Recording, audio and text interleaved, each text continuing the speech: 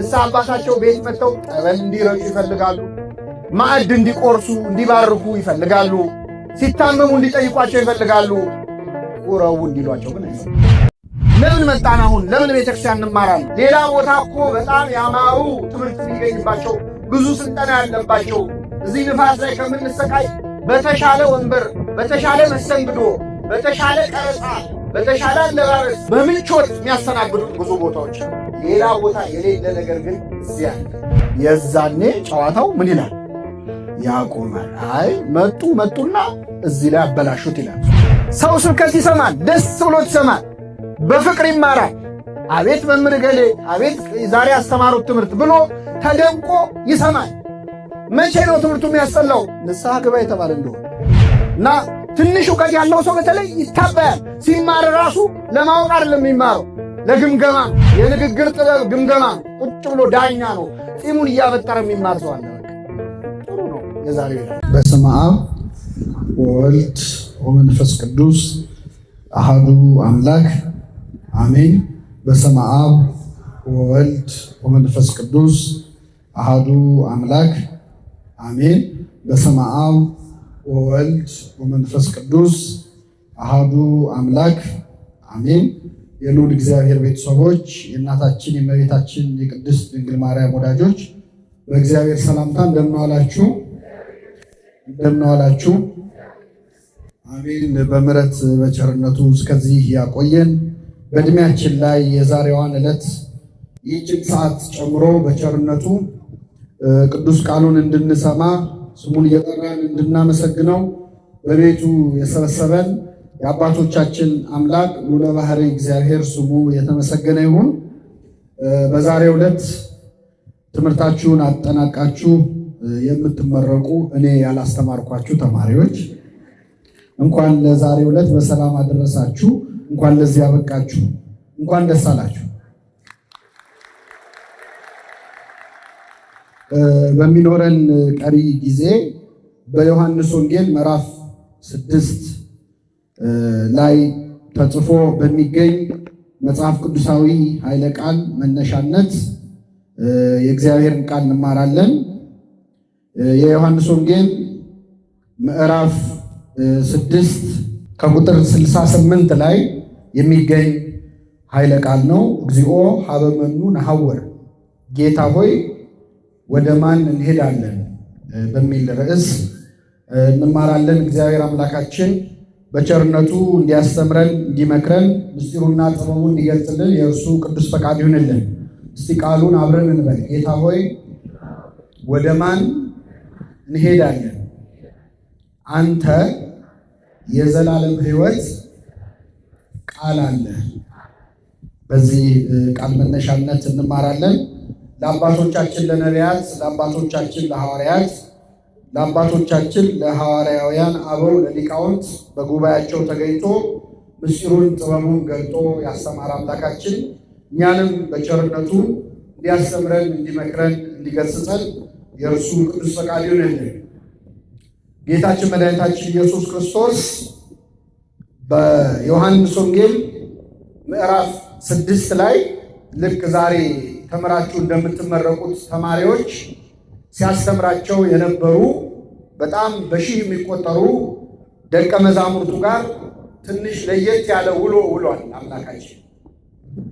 በዚህ ምዕራፍ ላይ በዮሐንስ ወንጌል ምዕራፍ 6 ክርስቶስን ከወትሮ በተለየ መጠን ሰዎች በጣም ሲፈልጉት የዋሉበት ነው። የዮሐንስ ወንጌል ምዕራፍ 6 ላይ የተጻፈው ታይ ከዚያ ቀድሞ ምዕራፍ 5 ስታነቡ ክርስቶስን ሊገድሉት ይፈልጉ ነበር። በተለይ በሰንበት 38 ዓመት ከተኛበት አልጋ አንድን በሽተኛ ፈውሶ ነበር አይደል ክርስቶስ። እና በዚያ ምክንያት እንዴት በሰንበት አልጋ ታሸክመዋለህ ብለው ሊገድሉት ይፈልጉ ነበረ። በጣም ጥላቻ ሲያሳዩት ነበር። የዮሐንስ ወንጌል ምዕራፍ 5 ላይ ከዚያ በኋላ ደግሞ ምዕራፍ 7 ላይ ስትሄዱ ከ4 ጊዜ በላይ ክርስቶስን ሊገሉት ሲያሳድዱት ነበረ። ድንጋይ ሲያነሱበት ነበር። ክርስቶስ ከመካከላቸው ሲሰወር ነበር። እንዲያውም አያያዛቸውንና የጥላቻቸውን መጠን አይቶ ክርስቶስ ወደ ይሁዳ ወይም ጸሐፍት ፈሪሳውያን ወደሚበዙበት ከተማ ላለመሄድ ወስኖ በገሊላ ብቻ ተወስኖ ሲያስተምር ነበር ይላል። በዮሐንስ ወንጌል ምዕራፍ 7 እና ምዕራፍ 5 ላይ ወደኋላ ወደፊት ስንሄድ ክርስቶስን በጣም ሰዎች ሲጠሉት ነው የምናየው። የዮሐንስ ወንጌል ምዕራፍ 6ን ግን ስታነቡ ሰዎች ክርስቶስን በጣም ወደውት ነበር። ከመቼውም ጊዜ በላይ በጣም ፍቅር አሳይተው ነበር። እንዲያውም በዚያ ምዕራፍ ላይ ክርስቶስን እንዲነግስ ሁሉ አስበው ነበር። ንጉሳችን እሱ መሆን አለበት፣ በቃ አገሪቱን ቢመራ ይሻለናል ብለው ሊያነግሱት ተመካከሩ እና ሊያነግሱት ሲመካከሩ ክርስቶስ ሸሻቸው፣ ወደ ተራራ ጥሏቸው ወጣ ይላል። አንደኛ እሱ የነገሥታት ምንድን ነው? ንጉሥ ነው። እሱን የሚያነግሰው አለ? የለም። አንተ ሁሉን ትሾማለህ፣ አንተን የሚሾም የለም ይላል መጽሐፈ መቃብያን። የነገሥታት ንጉሥ የጌቶች ጌታ የሆነውን አምላክ አላወቁምና ማንነቱን ንጉሥ አድርገው ሊሾሙት ሲሉ በእኛ ቤተክርስቲያን የክርስቶስ ስዕል ሲሳል ዘውድ አይደፋል። ልብ ብላችሁ ከሆነ የእመቤታችን ስዕል ላይ እሷ ዘውድ ደፍታለች፣ እሱ ግን ዘውድ ደፍቶ አይሳልም። ለምን? እሱን የሚሾመው ዘውድ የሚደፋለት አለ? የለም። ለሁሉ ዘውድ ይደፋል እንጂ ለእሱ ዘውድ ሊደፋለት የሚችል ማንም የለም። እና ሊያነግሱት ሁሉ ፈልገው ነበር ይላል። ሌላው በጣም የሚገርማችሁ ዮሐንስ ወንጌል ምዕራፍ 6 ላይ ክርስቶስን ፍለጋ በጀልባ ጉዞ ሁሉ አካሂደዋል። አይሁድ ፍለጋ የት ነው ያለው ብለው በጀልባ ተሳፍረው፣ ያው ሌላ ባህር የለም እዚያች የፈረደባት የገሊላ ባህር ላይ ሲፈልጉት ዋሉ ይላል። እና ሲያገኙት ደግሞ መምህር ወይ መቼ መጣ እንደው ብለው በቃ በፍቅር ተቀበሉት። ምን ተገኘ ነው? ምን ተገኘ? ክርስቶስን እንደዛ የሚጠሉት አይሁድ በጣም ለምንድን ነው የወደዱት ካላችሁ፣ በአጭር ቋንቋ ያንን ቀን ጠዋት አሳና እንጀራ አበርክቶ አበልቷቸው ነበር።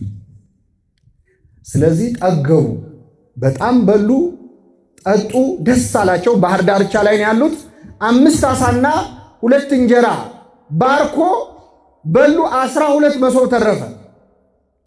ያን ጊዜ ሰንበትን አያስከብርም፣ ሰንበት እንዲሻር ያደርጋል፣ ሕግ አይጠብቅም፣ የእግዚአብሔር ልጅ ነኝ ይላል የሚሉት ክሶቻቸውን በሙሉ ትተው እናንግሰው ብለው ተነሱ ይላል። ሰው ለሆዱ ሲሆን እንደዚህ ነው ይላል።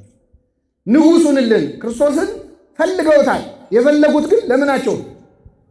ለሆዳቸው ነው። እኛ እግዚአብሔርን ለምንድን ነው የምንፈልገው? ለምን ጉዳይ ነው የምንፈልገው? እንድንል የሚያደርግ ነው። ልብ አለ እና ፈለጉት። ክርስቶስ ወደ ተራራ ሄደ ሊያነግሱት ሲሉ ከዚያ ፈልገውት እስከ ቅፍርናሆም ድረስ በጀልባ ተከታትለው ያለበት ቦታ ደረሱ። ሲያገኙት ወደ እሱ ቀረቡና መምህር ወይ መቼ መጣ አሉት። መቼ ወደዚህ መጣ አሉት። ይህን ጊዜ ጌታችን ምን አለ? የምትፈልጉኝ ስለበላችሁና ስለጠገባችሁ እንጂ ምልክት ስላያችሁ አይደለም ማለት። ምልክት ማለት አመራ መለከተ ነው።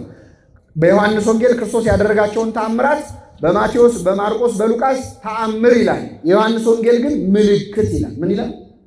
ምልክት የሚለው ምልክትነቱ ክርስቶስ የሚያደርጋቸው ተአምራቶች ምልክቶች ናቸው። ለምሳሌ ወደዚህ ደብር ለመግባት በዚህ ጋር ይወስዳል የሚል መንገድ ቀስት ቢኖር ያ ቀስት የሚያሳየው ወደዚህ ደብር ነው አይደል? ክርስቶስ የሚያደርጋቸው ተአምራትም የእግዚአብሔር ልጅ መሆኑን አምላክ መሆኑን ምን የሚሉ ናቸው? የሚጠቁሙ የሚያመለክቱ ናቸው እንጂ ለማስደነቅ አይደለም ክርስቶስ ተአምር የሚሰራው። ስለዚህ ጌታ የእግዚአብሔር ልጅ መሆኔን መሲህ መሆኔን አምናችሁ በምልክቱ አምናችሁበት አይደለም። የፈለጋችሁን ስለበላችሁና ስለጠገባችሁ ነው። ለሚጠፋ መብል አትስሩ አለ። ዛሬ ተበልቶ መልሶ ለሚጠፋ መብል አትስሩ፣ ለዘላለም ሕይወት እንጀራ ስሩ እንጂ ለሱ ስሩ እንጂ አላቸው። ይህን ሲላቸው አይሁድ ምን አሉ? የእግዚአብሔርን ስራ እንድናገኝ ወይም እንድንሰራ ምን እናድርግ አሉት። ክርስቶስም መለሰላቸው፣ የእግዚአብሔር ስራ በላከው ታምኑ ዘንድ ነው አለ። በእኔ ብታምኑ እሱ የእግዚአብሔር ስራ ነው፣ ስለዚህ በእኔ እመኑ አላቸው። እመኑ ሲላቸው ምን አሉ? እንድናምንብህ ምን ምልክት ታሳየናለህ? አባቶቻችን ከሰማይ መና ወርዶላቸው በልተዋል እኮ አሉት። ባጭሩ ለእኛም መና ምን በልልን? ብቻ ያቺ ቀን የምግብ ቀን ነች ለአይሁድ አይደለም?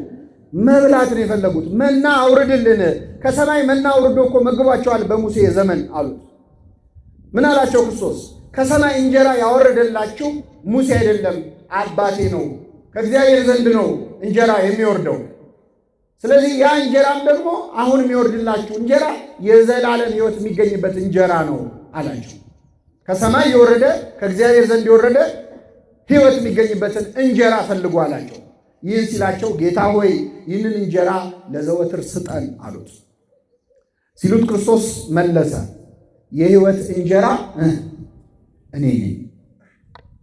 በእኔ የሚያምን ለዘላለም አይራብም አይጠማም። ለዓለም የምሰጠው የሕይወት እንጀራ ሥጋዬ ነው አላቸው። የሰው ልጅን ወይም የራሱ ወልደ እጓለ እመሕያው ብሎ ነው ክርስቶስ ራሱን የሚጠራው። የሰው ልጅን ወይም የኔን ሥጋ ካልበላችሁ ደሜን ካልጠጣችሁ በራሳችሁ ሕይወት የላችሁም። ሥጋዬን የሚበላ ደሜን የሚጠጣ እኔ በእርሱ እኖራለሁ እርሱም በእኔ ይኖራል አላቸው። ይህን ጊዜ አይሁድ አጉረመረሙ። ምንድን ነው እያወራ ያለው? ይሄ ሰውዬ ሥጋውን እንድንበላ ሊሰጠን ነው? ቢሰጠን እዚህ ለተሰበሰብነው ሰዎች የእሱ ሥጋ ተቆርሶ ለስንት ሰው ይደርሳል? እንዴት ያለ ዘግናኝ ነገር ነው ብለው ተወያዩ። እነሱ ብቻ አይደሉም፣ 12ቱም ደቀ መዛሙርት ወደ ጌታ ቀረቡና ጌታ ሆይ ይሄን ትምህርት ማን ሊሰማው ይችላል? የሚያስጨንቅ ንግግር ነው እኮ እየተናገርክ ያለው አሉት። ክርስቶስ ግን ምን አላቸው? እኔም የምነግራችሁ ቃል መንፈስ ነው ሕይወትም ነው። ሥጋ ግን ምንም አይጠቅማችሁም። ሥጋዊ ነገር ባወራችሁ፣ ስለ ሥጋ ምግብ ስለ ሥጋ መጠጥ ብነግራችሁ ምንም አይጠቅማችሁም። የሚጠቅማችሁ የዘላለም ሕይወት ምግብ ስለሆነው ስለ ሥጋዬ ስለ ደሜ ነው አላቸው። ይህን ጊዜ ሕዝቡ አንዳንድ እያሉ እየተነሱ ጌታ ከሚያስተምርበት ቦታ ሄዱ። 12ቱ ደቀ መዛሙርት ብቻ ቀሩ። ብቻውን ቀረ መምህረ ቅዱሳን ኢየሱስ ክርስቶስ። 12ቱን ሐዋርያት ሲቀሩ ክርስቶስ መቼስ ውለታ ይዟቸው የቀሩ እንዳይመስል እናንተስ መሄድ ትፈልጋላችሁ አላቸው። መሄድ ከፈለጋችሁ ሂዱ፣ በግድ አይደለም በውድ ነው ማስከተላችሁ፣ ስለዚህ ሂዱ አላቸው። ይህን ጊዜ ከሐዋርያት መካከል ሁሌም ለጥያቄም ለመልስም ለእምነትም ለክደትም ፈጣን የሆነው ቅዱስ ጴጥሮስ ነው። ቅዱስ ጴጥሮስ ከጌታ አፍ ቀበል አለና ጌታ ሆይ ወደ ማን እንሄዳለን? ወደ ማን እንሄዳለን? አንተ የዘላለም ሕይወት ቃል አለ አለ። እስቲ አንዴ ልበለው፣ ጌታ ሆይ ወደ ማን እንሄዳለን አለ። አሁን ሐዋርያት እነ ቅዱስ ጴጥሮስ መሄጃ የላቸውም እንዴ? መሄዱበት ቦታ የላቸውም? አላቸው። ሌላው ሰው መሄጃ አለው። እነሱም እኮ ቤተሰብ አላቸው፣ ዘመድ ወዳጅ አላጡም። ግን አስቀድሞ ሁሉን ትተው ነው የተከተሉት። ጌታ ሆይ ሁሉን ትተን ተከተልን፣ እንኪያስ ምን እናገኝ ይሆን ብሏል ጴጥሮስ በሌላ ቦታ። ስለዚህ ሁሉን ትተው ስለተከተሉ ሌላ ዓለም፣ ሌላ ደስታ፣ ሌላ እረፍት ይገኛል ብለው አያስቡም። መጠጊያቸውም፣ እረፍታቸውም፣ ሰላማቸውም፣ ሕይወታቸውም ማን ነው? ክርስቶስ ነው። ጌታ ሆይ ወደ ማን እንሄዳለን?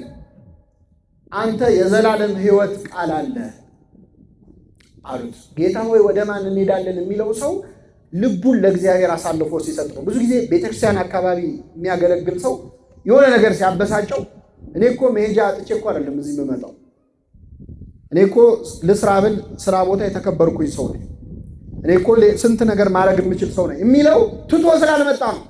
ሐዋርያት ግን ሁሉን ትተው ነው በፍጹም ልባቸውን የተከተሉት። ስለዚህ ቅዱስ ጴጥሮስ ጌታ ሆይ ወደ ማን እንሄዳለን? ምን መሄጃ አለን ካንተ ውጪ አለና አንተ የዘላለም ሕይወት ቃል አለ አለ። የምን ቃል አለ?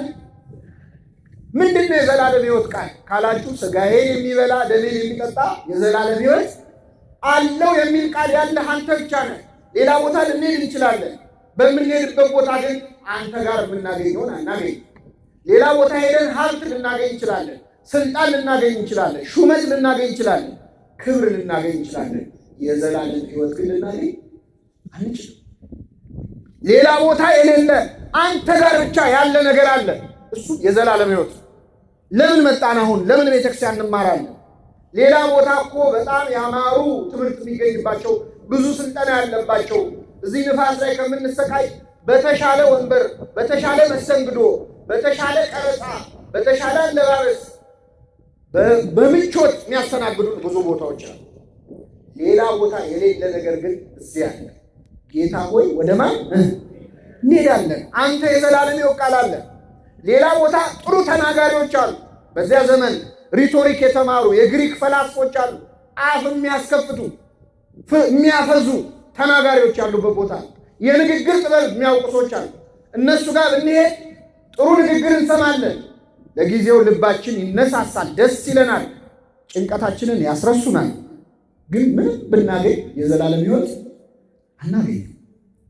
ጌታ ሆይ ወደ ማን የሚል ልቡና ለሁላችን ያድለን። ይህንን ርዕስ ያደረኩበት ዋነኛ ምክንያት ስትማሩ ስለከረማችሁ በዚህ ዕለት ጌታ ሆይ ወደ ማን እንሄዳለን? አንተ የዘላለም ሕይወት ቃል አለህ ብሎ ቅዱስ ጴጥሮስ የተናገረው ተማሪዎች የክርስቶስን ትምህርት ጥለው በሄዱበት ሰዓት ነው አይደል?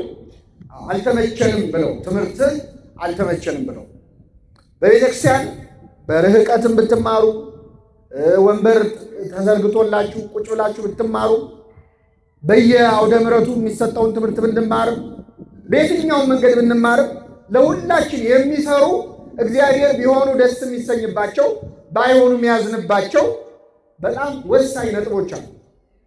ከነዚህ መካከል የተወሰኑትን ለመማር ነው ይህንን ምዕራፍ የመረጥነው። እንደ ጴጥሮስ ጌታ ሆይ ወደ ማን እንሄዳለን? አንተ ጋር ያለው ቃል የዘላለም ሕይወት ቃል ነው ብሎ ለመረዳት እንዲችል አንድ ክርስቲያን ማድረግ የሌለበት ብዙ ነገር አለ። የመጀመሪያው አሁን ሲያደርጉ እንዳየናቸው ምን አይነት ተማሪዎች ነን ሲባል የመጀመሪያው ነገር ትምህርቱን የምንመርጥ ተማሪዎች መሆን የለብንም። ምንመርጥ?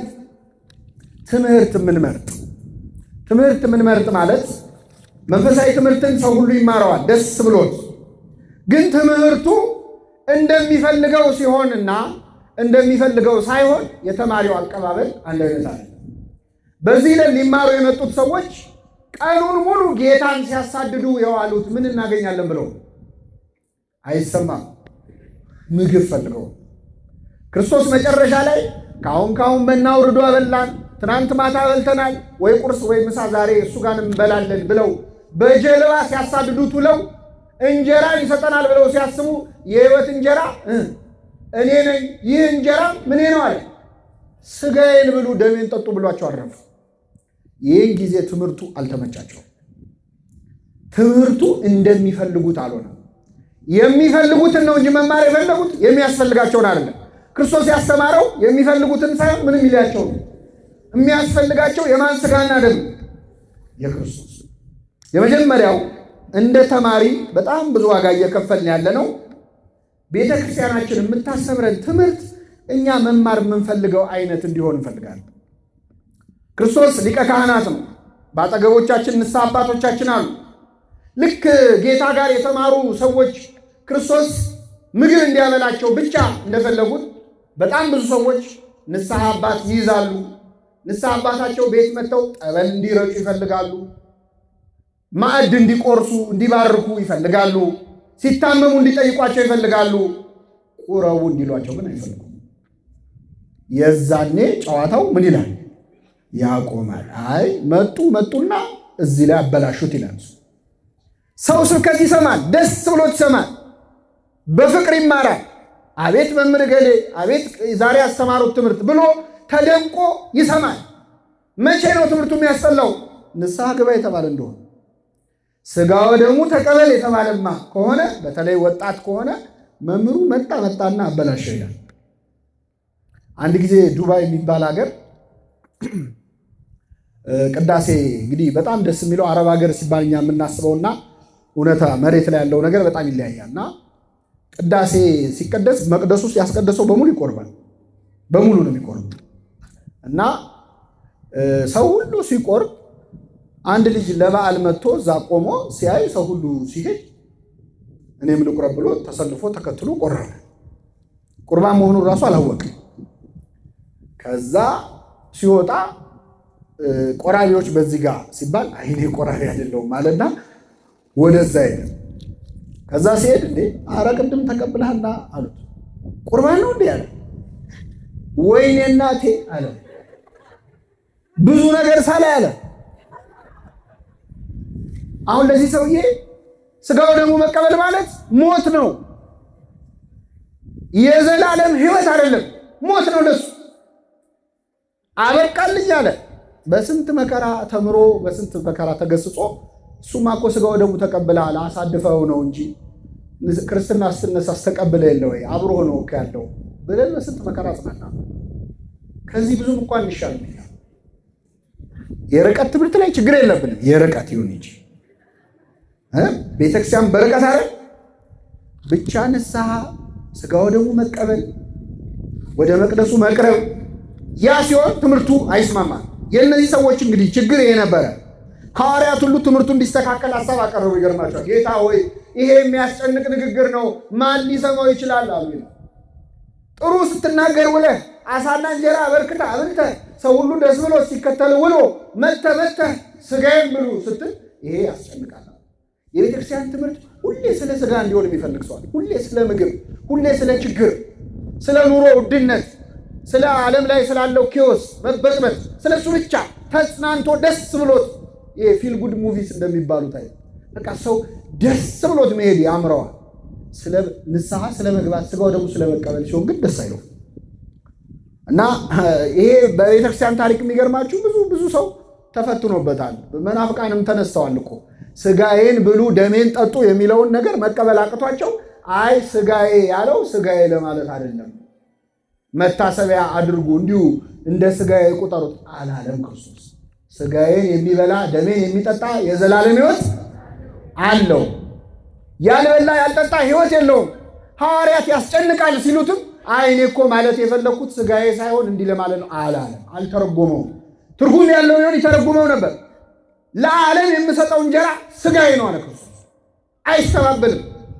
ማንም ሊጨንቀው ይችላል። ሥጋዬን ብሉ ደሜን ጠጡ አለ። ሐሙስ ዕለትም ሐዋርያቱን ሰብስቦ እንካችሁ ብሉ ይህ ምኔ ነው። ከኔ ጋር ናችሁ? እንካችሁ ብሉ ይህ ምኔ ነው፣ ሥጋዬ ነው። ትርጉም ያለው ቢሆን ይተረጉመው ነበር ክርስቶስ። ሥጋዬ ያለው አማናዊ ሥጋው ደሙ ነው። ሁላችንን ለሥጋው ደሙ ያብቃል። ሕይወት የሚገኝበትን ትምህርት የማይታገሱበት ዘመን ይመጣል ይላል ቅዱስ ጳውሎስ ለክርስትና ልጁ ለጢሞቴዎስ። አንተ አስተምር፣ ምከር፣ ዝለፍ ይለውና ሕይወት የሚገኝበትን ትምህርት የማይታገሱበት ዘመን ይመጣል። ምዕመናን ጆሮዎቻቸውን የሚያሳክክ ስለሆነ እንደ ገዛ ምኞታቸው አስተማሪዎችን ለራሳቸው ያከማቻሉ። የሚፈልጉትን አይነት ትምህርት ከሆነ ይሰማሉ። ወደ እነሱ ሕይወት ዞር ሲል ግን ደስ አይላቸው። ትምህርቱን ወደው ይሰማሉ። እንደ ሄሮድስ ይገርማቸዋል። የመጥምቁ ዮሐንስን ትምህርት በጣም ይወድ ነበረ። እንደው ምን ይላል ማርቆስ ወንጌል ምዕራፍ 6 ላይ ከቁጥር 20 እርሱም ሰምቶ በብዙ ነገር ያመነታ ነበር፣ ዮሐንስንም በደስታ ይሰማው ነበር ይላል። በምን ይሰማው ነበር? በደስታ። መጨረሻ ላይ ዮሐንስን አንገቱን አስቀልቶ ያስገደለው ማን ነው? ሄሮድስ። ለምን? ወደ ሕይወቱ መጣበታ። የወንድምህን ሚስት ማግባት አትችልም፣ ይሄ አይፈቀድም፣ ሕግ አይደለም ሲለው ይወደዋል ስብከቱን እኮ። ወደ እሱ ሕይወት ሲመጣ ግን ደስ አላለው። ብዙ ሰዎች ወንጌል መስማት ይፈልጋሉ፣ የእነሱን ሕይወት የሚነካ ነገር ሲሆን ግን ደስ አይላቸው። ስለዚህ መጀመሪያው እንደ ክርስቲያን በጣም የሚጎዳን ተምረን እንዳልተማረ የሚያደርገን ትምህርት መምረጥ ነው። እግዚአብሔር ከዚህ ይሰውረን። ሁለተኛው መምህር መምረጥ ነው። አስተማሪ ያለ ገደብ ማድነቅ። እቺን ቃል እስቲ አብራችሁ ይበሉ። አስተማሪ ያለ ገደብ ማድነቅ። በመጀመሪያ መምህራን በቤተ ክርስቲያን የሚሰብኩን የሚያስተምሩን መምህራን ሁሉም ሰው የሚያስተምረው በጸጋው ነው አይደል? ነው። ስለዚህ እግዚአብሔር ለእያንዳንዱ እንዳካፈለው መጠን ነው የሚያገለግሉ። ለአንዱ የመዘመር ጸጋ ይሰጠዋል፣ ለአንዱ የማስተማር ጸጋ ይሰጠዋል፣ ለአንዱ የመቀደስ ይሰጠዋል። የጸጋ ስጦታ ልዩ ልዩ ነው፣ መንፈስ ቅዱስ ግን አንድ ነው የሚለው። ለአንዱ መናገር ይሰጠዋል ብሏል ቅዱስ ጳውሎስ። ስለዚህ ሁሉም ሰባኪዎች አይደሉም፣ ሁሉም አስተማሪዎች አይደሉም። ሁሉም የሚያስተምረው ትምህርት ወጥ ነው፣ ዋናው ቃሉ ነው እንጂ የሚል ትምህርት የላትም ቤተክርስቲያን። በነገራችን በጸጋ ታምናለች። ቅዱስ ጳውሎስ ሁለተኛ ቆሮንቶስ ምዕራፍ 8 ከቁጥር 18 ላይ ምን አለ? ስለ ወንጌል ስብከት በአብያተ ክርስቲያናት ሁሉ የተመሰገነውን ወንድም እንልካለን። እስኪ በሉ፣ ስለ ወንጌል ስብከት በአብያተ ክርስቲያናት ሁሉ ምን ያለውን የተመሰገነውን ወንድም እንልክላቸዋለን እንዲያስተምራችሁ። ስለዚህ በወንጌል ስብከታቸው በአብያተ ክርስቲያናት ሁሉ የተመሰገኑ ሰባኪያን ሊኖሩ ይችላል። ጨርሶ የስብከት ጸጋ የለም፣ ሁሉም ሰው እኩል ያስተምር እያልን ያስፈልጋል። መምህራንን መውደድ ማክበር ያስፈልጋል። ይህንን አንክድም። ቅዱስ ዮሐንስ አፈወርቅ የተሰኘው በስብከቱ ነው። ምን ይላል?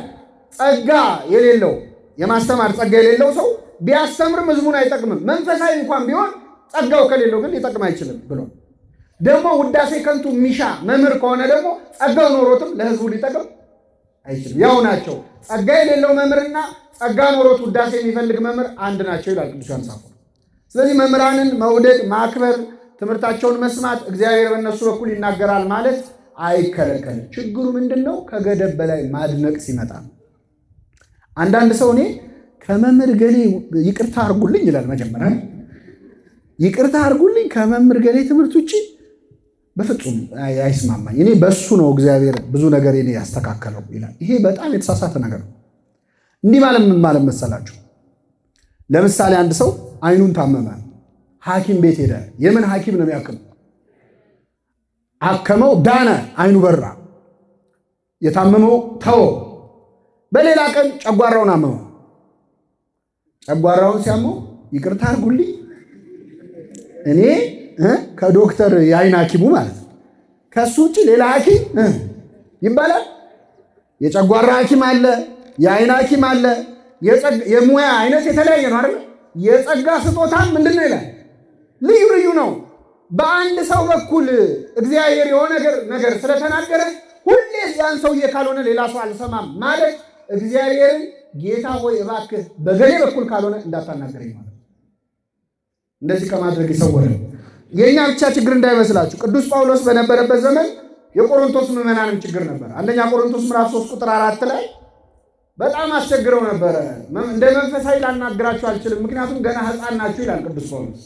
ገና ሕፃናት አእምሮ ናችሁና ልገስጻችሁ ወደድኩ ይላል። እኔ የአጵሎስ ነኝ፣ እኔ የጳውሎስ ነኝ፣ እኔ የኬፋ ነኝ ትላላችሁ። ጳውሎስ ስለ እናንተ ተሰቅሏልን? ኬፋ ስለ እናንተ ተሰቅሏልን? ብሎ ይገስጻቸዋል። የምርም የቆሮንቶስ ምዕመናን ጳውሎስ አስተማራቸው። አጵሎስ ደግሞ ብዙ ቆይቶ አብሯቸው ብዙ ነገር መሰረት አስጥሏቸው እና አጵሎስ የብሉይ ኪዳንን ዕውቀት በጣም ስለነበረው የገማልያል ተማሪ ነው። በጣም ተወደደ በሕዝቡ መሃል ማለት። ስለዚህ ሲወዱት ግማሾቹ እኔ የጳውሎስ ነኝ ማለት ጀመሩ፣ እኔ የኬፋ ነኝ ማለት ጀመሩ፣ እኔ የአጵሎስ ነኝ ማለት ጀመሩ። ስለዚህ ገሰጻቸው። ጳውሎስ ስለ እናንተ ተሰቅሏልን ካለ በኋላ መጨረሻ ምንድን ነው ያለው? ሁሉም ጌታ እንደሰጣቸው መጠን ያገለግላሉ ይላል። ማን እንደሰጣቸው? እሱ የሰጣቸውን ያህል ነው ያገለግሉት። እኔ ተከልኩ፣ አጵሎስ አጠጣ፣ እግዚአብሔር ያሳድግ ነበር ይላል። እኔ ተከልኩ፣ የወንጌል ተክል እኔ መጥቼ ተከልኩባቸው፣ አስተማርኳቸው። አጵሎስ ያጠጣ ነበር፣ ይከባከብ ነበረ። እግዚአብሔር ግን ምን ይል ነበረ? ያሳድግ። የተማርነውንም የሚያሳድግልን እንድናፈራ የሚያደርገን ማን ነው? እግዚአብሔር ነው። እና አንዳንዴ መምህራንን መውደድ ከልክ ያልፍና ከሱ ውጭ ሌላ ሰው አልሰማም የማለት መጥምቁ ዮሐንስ ምን ገጥሞት ነበር። የመጥምቁ ዮሐንስ ደግሞ በጣም ይገርማል። በጣም ወደዱትና አንተ ክርስቶስ ነህ አሉት። በጣም ወደውት አንተ ክርስቶስ ነህ፣ ሌላ መሲህ አይመጣም፣ አንተ ነህ አሉት። መሰከረ፣ አልካደምም ይላል። መሰከረ፣ አልካደ። እኔ ክርስቶስ አይደለሁም ብያቸዋለሁ። ከእኔ በኋላ የሚመጣው እኔ በውሃን የማጠምቀው እሱ በእሳትና በውሃ በመንፈስ ያጠምቃቸዋል ካለ በኋላ ተጎንብሼ የጫማውን ጠፍር እፈታ ዘንድ ምን አይለኝም አይገባኝም። እኔ እንኳን እሱን ልሆን እኔ ክርስቶስን ልሆን። እንደውም ወንጌላውያኑ ተከፋፍለው ነው የጻፉት። አንደኛ ወንጌል ላይ ምን ይላል? የጫማውን ጠፍር እፈታ ዘንድ ይላል። ሌላኛው ወንጌል ምን ይላል? ተጎንብሼ የጫማውን ጠፍር እፈታ ዘንድ ይላል። ሌላኛው ወንጌል ደግሞ ጫማውን እሸከም ዘንድ ይላል። ወንጌላውያኑ ተከፋፍለው የጻፉት የዮሐንስን ትሕትና ነው። የአንድን ሰው ጫማ ለመሸከም እኔ ከቆምኩበት መጀመሪያ ምንድነው ማድረግ ያለው? መልሱልኝ። ማጎንበስ። ከዛስ ጫማው ምን ማድረግ? ከዛስ መሸከም። አውልቄ መሸከም አይደል? ስለዚህ ዮሐንስ የክርስቶስን ጫማ መሸከም አይገባኝም ሊል ፈለገና ኧረ የምን መሸከም? ጫማውን ለመሸከም እንኳን የጫማውን ጠፍር ምን ማድረግ? ኧረ የምን መፍታት? ለመፍታት እንኳን ምን ማለት? ማጎንበስ አይገባኝም። እውነተኛ መምህር ማለት ይሄ ነው። እንደውም አንድ ጊዜ ተበሳጩና የመጥምቁ ዮሐንስ ተማሪዎች ክርስቶስን ከሰሱት ይላል። የክርስቶስ ተማሪዎች እየበዙ የዮሐንስ ተማሪዎች እያነሱ መጡ። ሲመጡ ምን አሉት? መምህር ሆይ አሉት የዮሐንስ ተማሪዎች፣ ያ በዮርዳኖስ ማዶ ያጠመከው አሉ። ያ የሚሉት ማንን ነው? ስሙን እንኳን አልጠሩም እኮ ያ ዝኩ ቃለ ጸብዶ ይላል። ያ በዮርዳኖስ ያጠመቀው ሕዝብ እየሰበሰበ ያስተምራል አሉት። ምን አለ መጥምቁ ዮሐንስ? ሙሽራይቱ ያለችው እርሱ ሙሽራ ነው አለ። ቆሞ የሚሰማው ሚዜው በሙሽራው ድምፅ ደስ ይለዋል። ሙሽራይቱን ይዞ የመሄድ መብት ያለው ማን ነው? ሙሽራው ነው። ሚዜው ስራው ሙሽራና ሙሽራይቱ ምን ማድረግ ነው? ማገናኘት ነው ወይስ አብሮ ጫጉላ ሽርሽር ይሄድ? ሚዜ አብሮ ጫጉላ ይሄዳል እንዴ? ማገናኘት። እኔ ሚዜ ነኝ አለ። ምዕመናን ሙሽራይቱ ናቸው። ቤተክርስቲያን ሙሽራይቱ ነች። ክርስቶስ ሙሽራው ነው። ሙሽራይቱ ያለችው እርሱ ሙሽራው ነው። እኔ ሚዜ ነኝ። እነሱን ካገናኘው በኋላ ደስታ የተፈጸመ እሱ ሊልቅ እኔ ላንስ ይገባኛል አለ። በረከቱ ይደርብን። ስለዚህ መምህራን ከመጠን በላይ ስንወዳቸው አንዳንዴ ከቤተ ክርስቲያን በላይ እናደርጋቸው። አሁን ክርስቶስ እንግዲህ እያስተማረ ስላልሆነ ከክርስቶስ በላይ ከማድረግ ከቤተ ክርስቲያን በላይ ማድረግ ይቀለናል ለእኛ። አንዳንዴ መምህር ገሌ ብለዋል እየተባለ ቅዱስ ሲኖዶስ የተናገረውን ሰዎች አይሰውም። ቤተ ክርስቲያን የሰጠችውን መግለጫ አይሰውም። እኔ መምህር ገሌ ብለዋል። የክርስቶስ አካል የሆነች ቤተ ክርስቲያን እየተናገረች መምህሩን ማስበለጥ። እስከ አምልኮም የገቡ ነበሩ። ሐዋርያት አንድ ቦታ ሄደው አስተማሩ። በጣም ሲያስተምሩ ታምር ሲፈጽሙ ህዝቡ ደስ አለውና ድስት አቀረበላቸው። ምን ሊያደርግ? መስዋዕት ሊሰዋ ለነሱ። ሐዋርያት ሮጠው አመለጡ ይላል። ወደ እግዚአብሔር ዞር ትሉ ዘንድ እንለምናችኋለን አሉ። ወደ ማን ዞር ትሉ ዘንድ? እኛን ትታችሁ ወደ እሱ ዞር በሉ ተውን እስኪሉ ድረስ እና እጅግም ጻድቃቱን እጅግም ደግሞ ኃጢአቱን እንደሚለው ጠቢቡ ሰሎሞን ከመጠን በላይ መምህራንን መውደድና ከልክ በላይ ከነሱ ውጭ ማንም አያስተምረኝም ማለት እጅግ በጣም በጣም እግዚአብሔርን የሚያሳዝን ነው። እንደዚህ ከመሆን ይሰውረን። ባይሆን መምህራንን መውደዳችን የሚታየው ትምህርታቸውን በመፈጸም ነው፣ ያስተማሩትን በማድረግ ነው። ቅዱስ ዮሐንስ አፈወርቅ ሲያስተምር ህዝቡ ያጨበጭባል። ልክ ትምህርቱን ሲጨርስ ያጨበጭብለታል። ከዛ በሌላ ቀን መጣና ምን አላቸው? ከምታጨበጭቡልኝ የተማራችሁትን ሂዱና በህይወት ኑሩት፣ ፈጽሙት። ያን ጊዜ ነው ደስ የሚለኝ አላቸው። ይህን አስተምሮ ሲጨርስም አጨበጨቡ።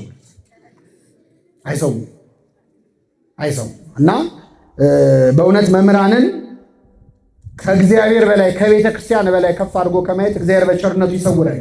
ምን ልናደርጋቸው ነው የተናገረው? ራሱ ቅዱስ ጳውሎስ ዕብራውያን ምዕራፍ 13 ከቁጥር 1 ላይ ተዘከሩ መኳንንቲክሙ ዘነገሩክሙ ቃለ እግዚአብሔር፣ የእግዚአብሔርን ቃል የነገሯችሁን ዋኖቻችሁን አስቡ። በምን? በጸሎት ነው። በጸሎት አስቧቸው። የሚያስተምሯችሁን ሰዎች በጸሎት አስቧቸው። እሳት ላይ እንደቆሙ በሰው ፊት እንደቆሙ ለኃጢአትም ለጽድቅም የተጋለጡ እንደሆኑ አውቃችሁ የሚያስተምሯችሁን ሰዎች አስቧቸው፣ ጸልዩላቸው፣ እርዷቸው በሚያስፈልጓቸው። ቅዱስ ጳውሎስ ያዘዘን ይህንን ነው። ሶስተኛው እንግዲህ አንደኛ ትምህርት መምረጥ አለ። ሁለተኛ መምህራንን ያለ ገደብ መውደድ ነው። ሶስተኛው መምህራንን ማቃለል ነው።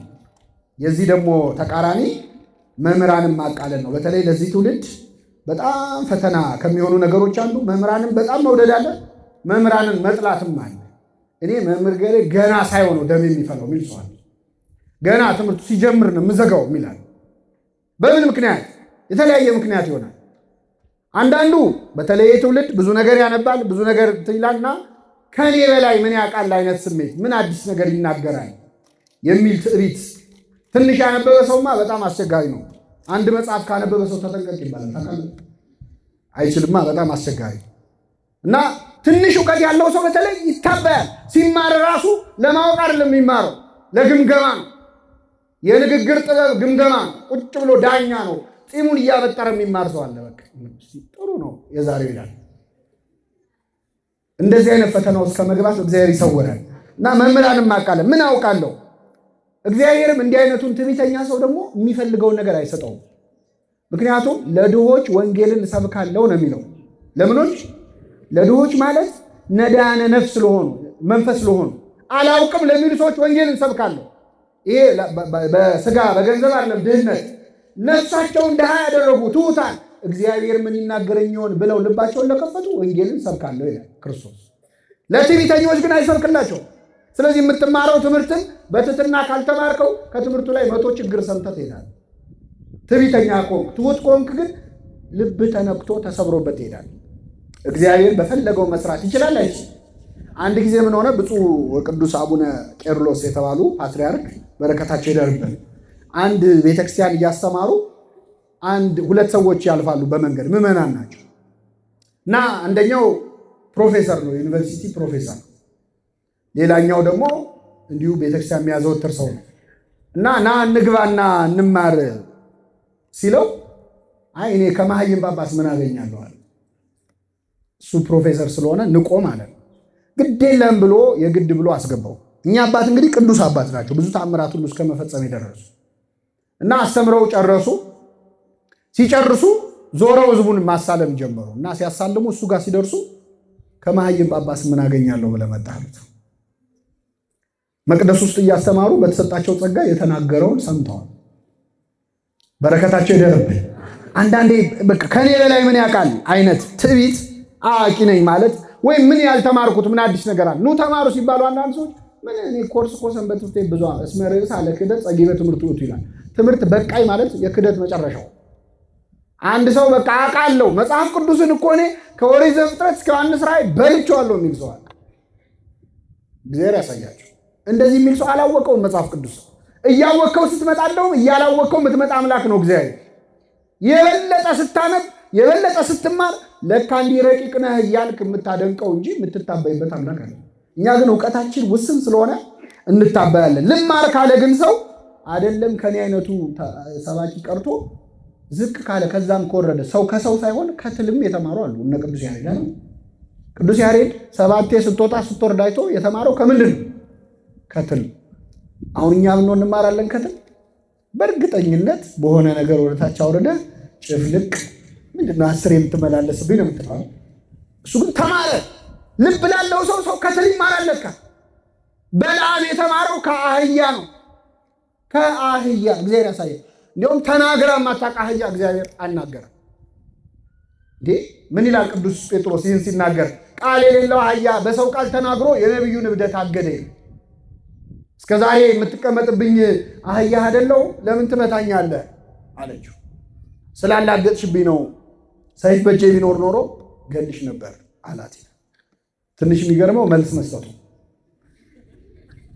ይሰጣል ለአህያ መልስ። አሁን ውሻ ሄዳችሁ እንዴት አመሻችሁ ብል እግዚአብሔር ይመስገን ትላለህ። በለዓም ደንድኗል። ጭራሽ ያብራራል። እንደ ቤት ሰራተኛ ቆጠራት። እስከዛሬ ልማዴ ነው ስትለው አይ እስከዛሬ እንኳን እስከዛሬ ተናግራ ታውቃለች? አታውቅም። እንዲህ ልብ ሲደፈን እንደዚህ ነው። ግን እግዚአብሔር ልናገርህ ካለ አህያንም ይጠቀማል፣ ትልንም ይጠቀማል። አይደለም ያንተ አይነቱን ሰው በአርአያ ሥላሴ የተፈጠረው ሰው። ስለዚህ ማንም ቢያስተምር ያስተምረኛል የምንልበት ስና እግዚአብሔር ያድነን። በእውቀት በእድሜ ከኛ ያነሰን ሰው መምህር ሊያደርግ ይችላል። ኢየሉጣን ለሰማዕትነት ያበቃት የ3 ዓመቱ ሕፃን ማን ነው? ቂርቆስ ነው። ሕፃን ነው። ሕፃኑን ያናግራል። ቅዱስ ያዕቆብ ዘስሩግ ሕፃን ሆኖ ነው የሰበከው። ቅዳሴ ላይ ሮጦ ገባ። ቁርባን ላይ ሮጦ ሲገባ ጳጳሱ እየቀደሰ ነበረ። ሲያየው ሕፃኑን ተዉት መንፈስ ቅዱስ ጠርቶት ነው ብሎ በጽዋው ደሙን አቀበለው። ከዛ ልክ ሲጠጣ አንሰ እፈርህ ሰለስተ ግብራተ 3 ነገር ያስፈራኛል አለ ሕፃኑ። ስንት ነገር ያስፈራኝ? አንደኛው ነፍሴ ከስጋ የምትለይበትን ቀን ሳስብ እፈራለሁ። ሁለተኛው በእግዚአብሔር ዙፋን ፊት ለፍርድ የምቆምበትን ቀን ሳስብ እፈራለሁ። ሁለተኛው። ሶስተኛው ወደ ሲኦል ወርድ ይሆን ወደ ገነት ገባ ይሆን በግራ ቆም ይሆን በቀኝ ቆም ይሆን የሚለውን ሳስብ እፈራለሁ። 3ቱ ነገር ያስፈራኛል አለ ሕፃኑ ያዕቆብ። ካህናቱ አለቀሱ። እግዚአብሔር በዚህ ሕፃን አድሮ ገሰጸን አሉ ይላል። ልማር ላለ ሰው ምንም እውቀት የሌለውን ሰው ተጠቅሞ እግዚአብሔር ማስተማር ይችላል አይችልም? እግዚአብሔር ሁላችንም በቸርነቱ ያስተምረን። አንዳንዴ ደግሞ በምግባር ሰባኪውን ምንንቀው በእውቀቱ ወይ በትምህርቱ ብቻ ነው። በምግባር ምን እኔ አላውቀውም እንደ የምንለው ሰው አሁን እሱ እንደ ያስተምራል አፍርም የምንለው ሰው በዚህ ምግባሩ በዚህ ህይወቱ በተለይ ቀረብ ያልነው ሰው የምናውቀው ሰው ከሆነ በጣም በጣም እንቸገራለን። ይሄ የአይሁድ ጸባይ ነው። ይገርማቸዋል። አይሁድ አይነ ስውር ሆኖ የተወለደው ሰው ሲናገራቸው ምን አሉ? አንተ ሁለንተና በኃጢአት ተወለድክ፣ አንተ እኛን ታስተምራለህ አሉት። በኃጢአት የተወለድክ ሰውዬውን አንተ እኛን ታስተምራለህ አሉ። እኔ አላቅሽም የምንላቸው ቃለ እግዚአብሔር ቢናገሩ የማንሰማቸው ሰዎች። ግን ሰው ልማር ካለ የመጨረሻ ኃጢአተኛ ከሚባለው ሰው መማር አለበትም ይችላል። አባ እንጦንስ ወደ ገዳም የገባው አንዲት ሴተኛ ዳሪ ነግረው ነው ይገርማቸው። ምን ነግረው? ሴተኛ ዳሪ ገላዋን ስትታጠብ አያት። ከዛ እንደ አንቺ መነኩሴ እዚህ መነኩሴ መሆኔን እያየሽ እዚህ እየጸለይኩ መተሽ እዚህ ትታጠቢያለሽ አላት። ዞረችና መነኩሴ ከሆንክ ገዳም አትሄድም አለች። በጣም ልቡን ነክቶት ደረቱን እየደቃ እውነቷን እኮ ነው መነኩሴ ከሆንክ ገዳም ግባ አለችኝ እኮ ብሎ ወደ ምድረ በዳ ሸሸ።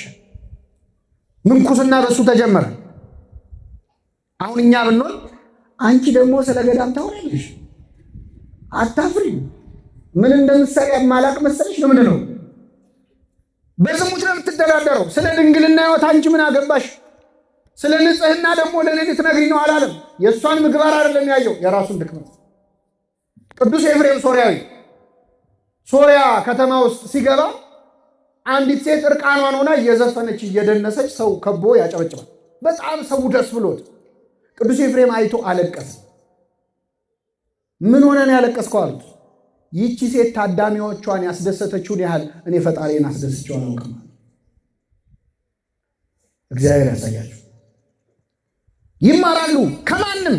እኛ ሰውየው መርምረን የንጽህና ሰርተፊኬት እስክናገኝ እንጠባበቃለን። ከዘማዊው ካመንዝራው ይማራሉ አባቶቻችን። ተምረው ቅድስና ደርሰዋል።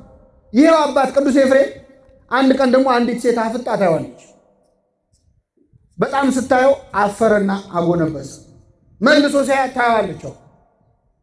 መጨረሻ ላይ አለቅ ስትለው አንቺ አታፍሪም እንዴ አላት። ምንድን ነው የምታይኝ አላት። አይ እኔ የተፈጠርኩት ከወንድ ነው፣ አንተ የተፈጠርከው ከመሬት። ወንድ የተፈጠረው ከምንድን ነው? ከመሬት ነው። ስለዚህ አንተ ከመሬት ነው የተፈጠርከው፣ መሬት መሬቱ ነኝ፣ እኔ ካንተ ነው የተፈጠርኩት። ማንም አያለ። ሴቶች ማስታወሻ ያዛችሁ። ቅዱስ ኤፍሬም ይገርማቸዋል። ይችን ቃል ሰምቶ በጣም ደንቆት አዲስ መጽሐፍ ጻፈ በዚህ ጉዳይ። ስለዚህ ሴት ነው ፍራግመንቱን የተገኘው ጠፍቷል፣ የጻፈው ድርሰት ማለት። ለምን ታይኛለሽ ስላላት ሴት አዲስ መጽሐፍ ጻፈ። አባቶቻችን እንደዚህ ናቸው በእውነት። እነሱን የተማሪነት መንፈስ በልቡናችን ያሳድርብን። ሁልጊዜም መማርን፣ ሁልጊዜም ራስን በትህትና አንዳንዴ መምህር ገሌ ያስተምራል ብለን ወይ ጥሩ ትምህርት አለ ብለን ሰው ጋብዘን አንዳንዴ ትምህርቱ እንደማይሆን ይሆናል እና ሲሆን እናፍራለን። እግዚአብሔር ግን መናገር ይችላል አይችልም? ይችላል። አንዱ ልጅ በጣም ጥሩ ጉባኤ አለ ና ልውሰድ ጥሩ ትምህርት አለ ብሎ ጓደኛውን ይጠራዋል። እሺ ብሎ ጠራው። መጣ። ትምህርቱ ሲጀመር መምህሩ ቀረና መርሃ ግብር መሪው ቀረ፣ ቆሟል፣ ተጨንቋል። በጣም ይጨነቃሉ መርሃ ግብር የሚመርሱ እና ምዕመናን በቃ መምህሩ ስላልመጣ አንድ የምወደውን ጥቅስ ላንብብላችሁና የዛሬው ጉባኤ ይጠናቀቃል። ገለጠና ጥቅስ አነበበላቸው። ጥቅሱ ምንድነው የሚለው? አብርሃም ይስሐቅን ወለደ፣ ይስሐቅም ያዕቆብን ወለደ፣ ያዕቆብም እገሌን ወለደ። ይሄ የሚላል አይደል? ዮሐንስ ማቴዎስ ወንጌል ምዕራፍ የዘር ሐረጉን እገሌም እገሌን ወለደ፣ እገሌም እገሌን ወለደ ብሎ የሰማነውን በልቡናችን ያሳድርብን። አፈረ። አሁን እንደው ጥቅስ ቢጠፋ እንደው ሌላ ነገር አያነብም፣ እገሌ እገሌን ወለደ ይላል ብሎ በኋላ የተጋበዘውን ሰውዬ ሲያናግረው በጣም ልቡ ተነክቷል። ምኑን የነካ አለው? የእነዚህ ሁሉ ሰዎች ስም በመጽሐፍ ቅዱስ ከተጻፈ እግዚአብሔር እኔንም ያውቀኛል ማለት ነው። እኔንም ለካ ያውቀኛል፣ አስቦ እንዲህ ከቆጠራቸው እኔንም ቆጥሮኛል ይላል። እግዚአብሔር ከመንግስቱ ሁላችንን ይቁጠራል። የመጨረሻው ነጥብ እስካሁን ያየነው ጌታ ሆይ ወደ ማን አንተ የዘላለም ሕይወት ቃል አለ። እንግዲህ አምላካችን ኢየሱስ ክርስቶስ ያዘነባቸው በመሄዳቸው ትምህርቱን አቃለው በመሄዳቸው ያዘነባቸው ተማሪዎች ያሳዩትን ትምህርት መምረጥን አይተናል። ሁለተኛ መምህሩን ከገደብ በላይ ማድነቅን አይተናል። ሶስተኛ መምህራንን ማቃለልን አይተናል። የመጨረሻው ለሕይወት ብሎ መማር። እስኪ በሉ ለምን ብሎ መማር? አሁን ለወራት ተምራችኋል። የተማርነው ለምንድን ነው? ለምን እንዲሆነን ነው? ለሕይወት ነው። ለጠቅላላ እውቀት አለ። እንደው አንዳንድ ሰው ሲጠይቀን መልስ ለመስጠት አይደለም። ቃለ እግዚአብሔር የምንማረው የዘላለም ሕይወትን ምን እንድንል ነው? እንድናገኝ። ቅዱስ ጴጥሮስ ርዕስ ባደረግነው ቃል ላይ ጌታ ሆይ ወደ ማን አንተ የዘላለም ሕይወት ምን አለ አሁን የተማርነው ቃል የምን ቃል ነው? የዘላለም ሕይወት ቃል ነው። የምድራዊ ሕይወት ቃል አይደለም። የጊዜያዊ ሕይወት ቃል አይደለም። የሥጋዊ ሕይወት ቃል አይደለም። የዘላለም ሕይወት ቃል ነው። የተማርነው ለዘላለም ሕይወት ያድርግልን። ስንማር ቃለ እግዚአብሔርን ስንማር እግዚአብሔር ይናገረኛል ብሎ መማር ያስፈልጋል። እግዚአብሔር ዛሬ ለእኔ ምን ሊለኝ ነው የሚፈልገው? ምን መልእክት ሊያስተላልፍልኝ ነው? በቆመው ሰው አድሮ በሚያስተምረው ሰው አድሮ የኔን ድካም አይቶ የትኛውን ቀዳዳ ሊሞላልኝ ነው? እግዚአብሔር በአንድ ልጁ በኢየሱስ ክርስቶስ የሚሞላው ክፍተት በእያንዳንዳችን ሕይወት ውስጥ አለ የለም? አለ። አንዳች የሚጎለን አንዳች የሚያንሰን ነገር አለ። ስለዚህ በምንማረው ትምህርት ውስጥ ዛሬ እግዚአብሔር ምን ሊናገረኝ ነው ብሎ መማር እጅግ በጣም ያስፈልጋል። ሳሙኤል ተናገር ባሪያህ ምን ይላል ይሰማል እንዳለው ቃለ እግዚአብሔር የሚማር ሰው ለሕይወት ብሎ መማር አለበት። አሁን የተማራችሁ ትምህርት ውስጥ ምስጢረ ሥላሴ ተምራችኋል። ምስጢረ ሥላሴን ብቻ አይደለም የእግዚአብሔርን ሦስትነትና አንድነት ተምራችኋል። በዚያ ውስጥ ምን ትማራለህ? አንድነትን፣ ኅብረትን፣ ፍቅርን በዛ ውስጥ ትማራለህ። ምስጢረ ሥጋዌን ትማራለህ።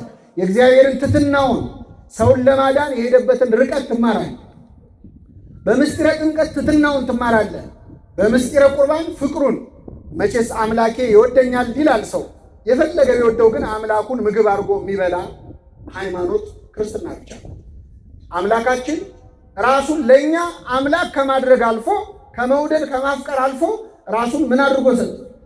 ምግብ አድርጎ ሰጠን። ይህንን የተማረው ለምን ይመስላችኋል?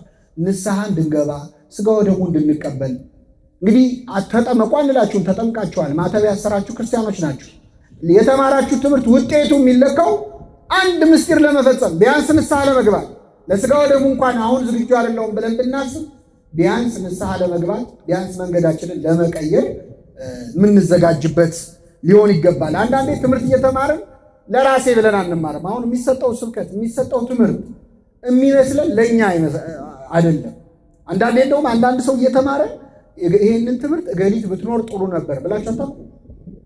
ወይም ደግሞ ለገሌ ልክ ልኩን ነገረልኝ ብለን እናስባለን። ዛሬ ለገሊት ነበር። ቆይ ይህን ትምህርትማ ቀብቶ ነው ማሰማት ምንለው ሰው። እግዚአብሔር የሚናገረን ለማን ነው? ለራሳችን። ነቢየ እግዚአብሔር ዳዊት ይህንን አድርጎ ነበረ። ለእኔ ብሎ አለመማር በጣም ጥሩ ምሳሌ ይሆናል። ነቢየ እግዚአብሔር ዳዊት በሕይወት ዘመኑ ከሰራቸው ኃጢአቶች በጣም ብዙ የተጸጸተ ያለቀሰበት ኃጢአት አንድ አለ። እንግዲህ እንደ ዳዊት አልቃሻ የለም። በነገራችን ላይ ዳዊት አልጋ ቅዱስ ዮሐንስ አፈወርቅ አልጋ ሊገዛ የሚፈልግ ሰው ካለ እኔ ላጋዛው ይላል። ላጋዛችሁ ጥሩ አልጋ ያለበት ልውሰዳችሁ ይልና ይኸውም አልጋ የዳዊት አልጋ ነው። ምንድን ነው ካላችሁኝ አልጋዬን ዘወትር በእንባ አጥባለሁ ይላል። በእንባ የሚታጠብ አልጋ ለሁላችን ያደለን። ነቢየ እግዚአብሔር ዳዊት ሁሌ ያለቅስ ነበር። አንዴ ለሰራው ኃጢአት እድሜው ሙሉ አልቅሷል። እኛ እድሜያችንም ሙሉ ለሰራነው ኃጢአት አንዴ አልቅሰን ነው ጋር አናውቅም። እና ምንድነው ኃጢአቱ ስትሉ መጀመሪያ ስራ መፍታት ነበር። ምን ነበር? ስራ መፍታት ኃጢአት ነው። ስራ ማጣት አይደል፣ ስራ መፍታት። ስራ ፈቶ በሰገነቱ ላይ ይመላለስ ነበር። ሲመላለስ የሚገርማችሁ አንዲት ሴት ገላዋን ስትታጠባየ እርቃኗን ተመልክቶ ልቡ በሐፀ ዝሙት በዝሙት ጦር ተነደፈ፣ ተመኛት። ማናት ብሎ ጠየቀ ይላል። የኬጢያዊው የኦርዮ ሚስት ናት አሉት። ባለትዳር ነች አሉት። ሲሉት አስመጣት ይላል። ባለትዳር ነች ከተባለ በኋላ ጨዋታው መቆም ነበረበት አይደል? እሱ ግን ምን አለ? አስመጣት፣ አስነወራት ይላል መጽሐፍ ቅዱስ። ሩካቤን ሲገልጸው በሕግ የተፈጸመ ከሆነ አዳምን ሚስቱን ሔዋንን አወቃት ይላል አይደል? ከሕግ ውጭ ከሆነ ግን አስነወራት፣ ደረሰባት። አስነወራት። ይቺ ሴት ጸነሰች። እንደ ጸነሰች ላከችበት። አሁን ነገሩ ቢሰማ ለዳዊት ለስሙ ጥሩ ነው? ጥሩ አይደለም። ስለዚህ የወታደር ሚስት ደፈረ ንጉሱ እንዳይባል ባሏን ኦርዮን አስመጣው ከጦር ሜዳ። አሁን ይህ ታሪክ ለምን የተጻፈ ይመስላችኋል?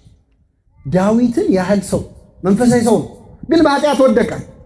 ወግታ የጣለችው ብዙዎችን ነው ይላል። ኃጢአት የማታዋርደው ሰው ይላል እና አስመጣው ኦርዮን። ዓላማው ምንድን ነው? ዳዊት ኦርዮ ገብቶ ከሚስቱ ጋር ይተኛል። የተጸነሰው ልጅ የማን ነው ይባላል? የባሏ ነው ይባላል።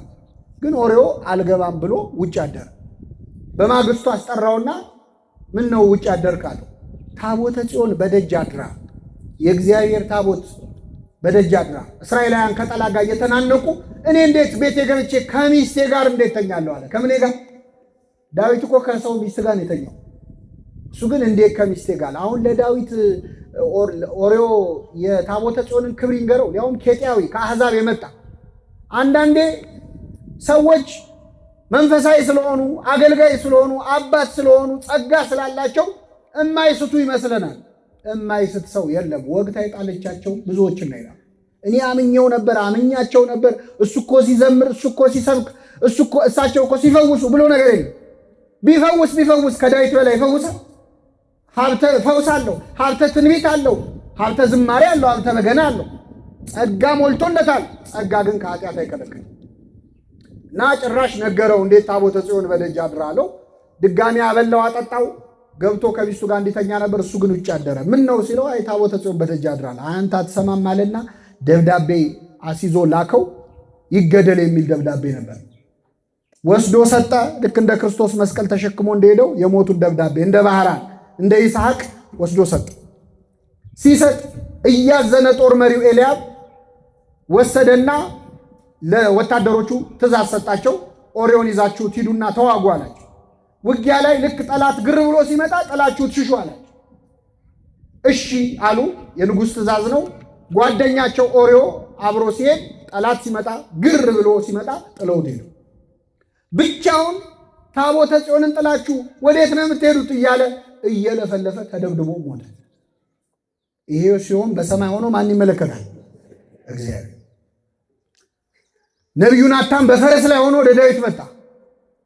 ንጉሥ ሆይ በአገር ትልቅ በደል ተፈጽሟል። ነቢያት በፈረስ ላይ ከመጡ ችግር አለ፣ በአህያ ላይ ከመጡ ሰላም። ችግር ተፈጽሟል በአገር አለ። ምንድን ነው አለ? አንድ ሰው ነበረ፣ ብዙ በጎች ያሉት ባለ ሀብት ነበረ። ከጎረቤቱ ደግሞ አንዲት በግ ያለችው ድሃ ሰውዬ ነበረ። እና ይሄ ድሃ ሰው ወደ ሩቅ አገር ሊሄድ ሲል ለዚህ ለባለጸጋው እችን በግ አደራ ያዝልኝ ብሎ ሰጠውና ወደ ሩቅ አገር ሄደ።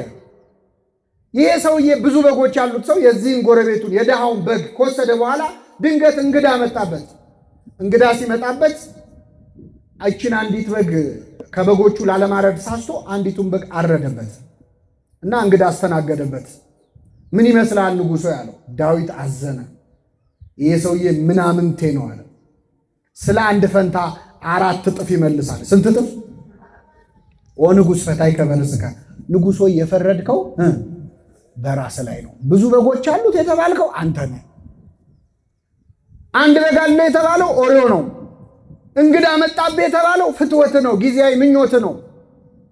እግዚአብሔር ባይፈቅደውም ዳዊት ብዙ ሚስቶች ነበሩት እና ይህ ፈቃድህ ሲመጣብህ ከሚስቶች ጋር ልታሳልፍ ስትችል አምኖ ጥሎ ለሄደውን አንዲት በግ ሚስቱን ቀማኸው፣ እሱንም ማስገደልከው። ያ ሰው አንተ ነህ አለው። ያ ሰው ማነህ? አንተ ነህ። ይህ ማለት ምን መሰላችሁ? የምንሰማው ስብከት ውስጥ ያ ሰው እኔ ነኝ ብሎ መስማት ያስፈልጋል። ዳዊት በሌላ ታሪክ ተደርጎ የተነገረው የማ ታሪክ ነው? የራሱ ነው። እሱ ግን ወይ ጉድ እንደው ምን አይነት ነገር ነው ይላል። ይሄ ማለት እኛ ነው። ስለሆነ ነገር ሲነሳ፣ ስለ ኃጢአት ሲነሳ፣ ስለ ሐሜት ሲነሳ፣ ስለ ዘረኝነት ሲነሳ፣ ስለ አመንዝራነት ሲነሳ እኛ አይምሯችን ላይ የሚመጣው ሌላ ሰው ነው። ይሄ ለገሊት ነው፣ ይሄኛው ደግሞ ለገሌ ነው እያልን እንመድባለን። ግን በእግዚአብሔር ቃል የሚነገረው ያ ሰው ማን ነው? እኛ ነን። መስታወት ነው የእግዚአብሔር ቃል።